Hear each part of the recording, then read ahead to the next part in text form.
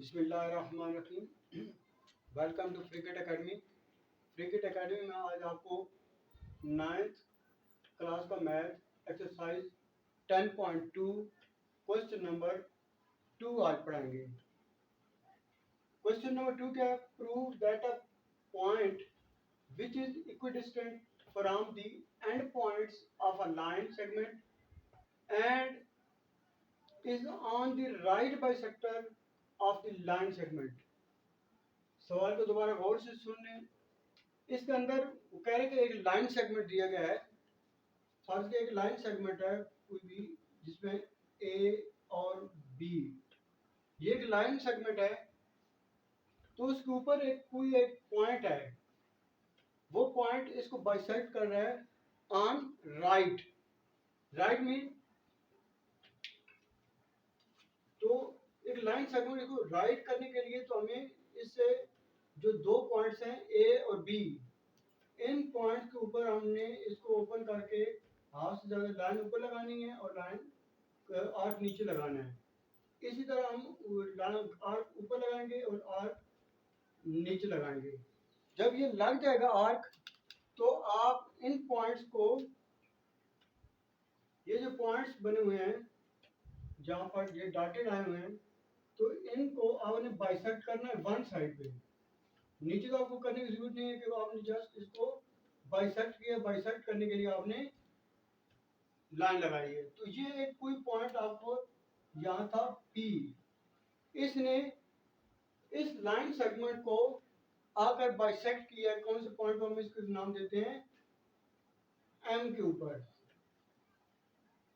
तो इस तरह P पॉइंट को A के साथ मिला देंगे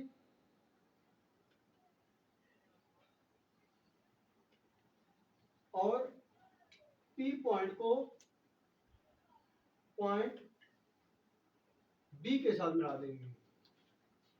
तो इस तरह हमारे पास जो ट्रायंगल, मेन ट्रायंगल थी APB, उसको उसने PM के साथ बाइसेक्ट किया लाइन सेगमेंट AB को। तो हमारे पास दो ट्रायंगल्स आ गई। कौन कौन सी?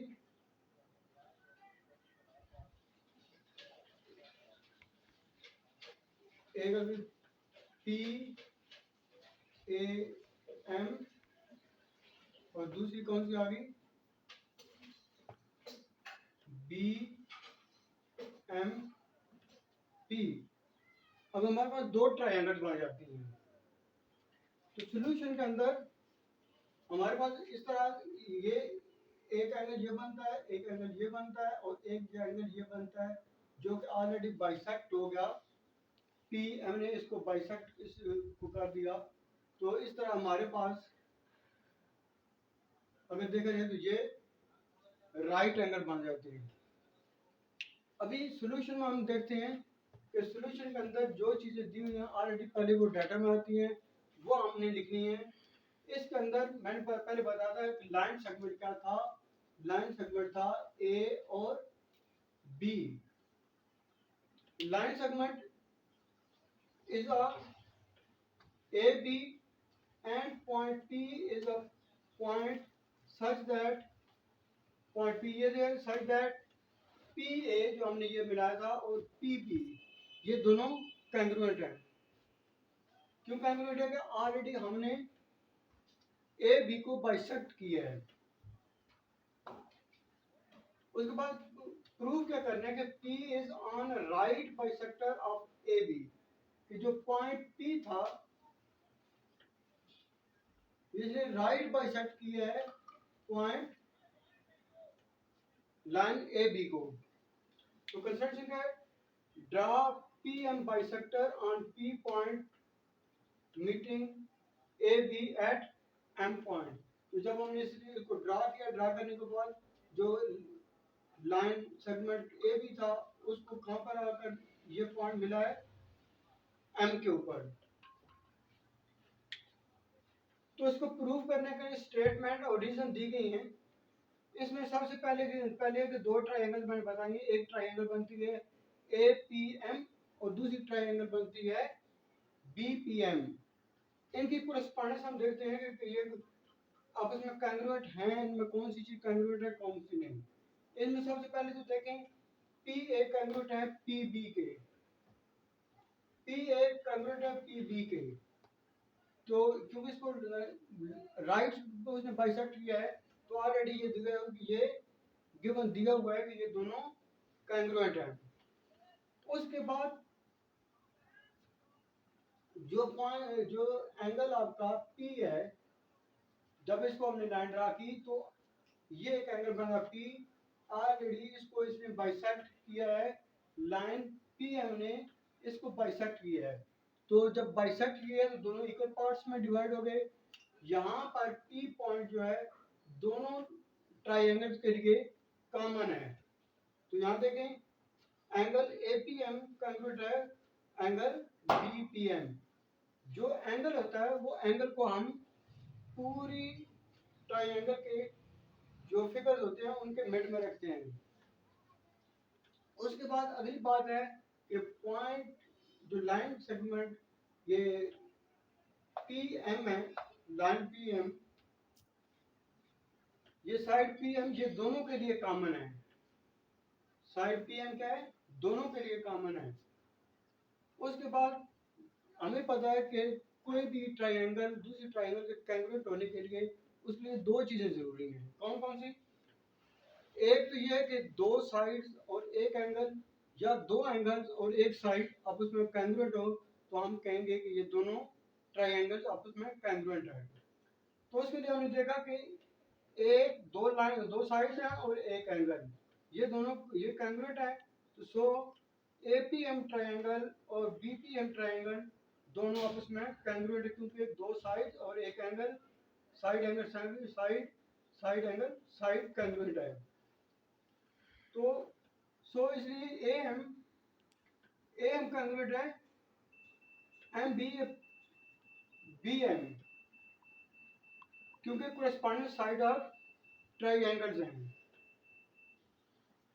क्योंकि आपको पता है कि जब ये लाइन सेगमेंट होता है, लाइन सेगमेंट किस होता है 180 डिग्री होता है। जब इसको मिड पॉइंट से कोई पॉइंट बाइसेक्ट करता है तो ये टू पार्ट्स बन जाते हैं, एक 90 डिग्री ये बन जाता है, 90 डिग्री ये। अभी इसमें अब देखते हैं कि angle P M A congruent है एंगल पी एम बी। तो ये चूंकि ऑलरेडी बाइसेक्ट हुआ है तो बाइसेक्ट का हुआ राइट एंगल पे 90 डिग्री पे। तो ये दोनों के लिए वैसे कॉमन भी है, इसका भी 90 डिग्री और इसका भी 90 डिग्री ऑलरेडी बाइसेक्ट किया है पी को और लाइन सेगमेंट एक बी को। अभी यहाँ आपने देखा कि मैंने बताया कि ये ए बी ये एक स्ट्रेट लाइन है और स्ट्रेट लाइन हमेशा 180 डिग्री की होती है। तो इसके लिए जब बाइसेक्ट किया एम पॉइंट पे तो इसमें 90 डिग्री ये हो गया और 90 डिग्री ये। यानी आप दूसरी तरह ये कह सकते हैं कि measurement of angle A M P यानी 180 डिग्री से अगर एक निकालेंगे तो दूसरा एंगल आ जाएगा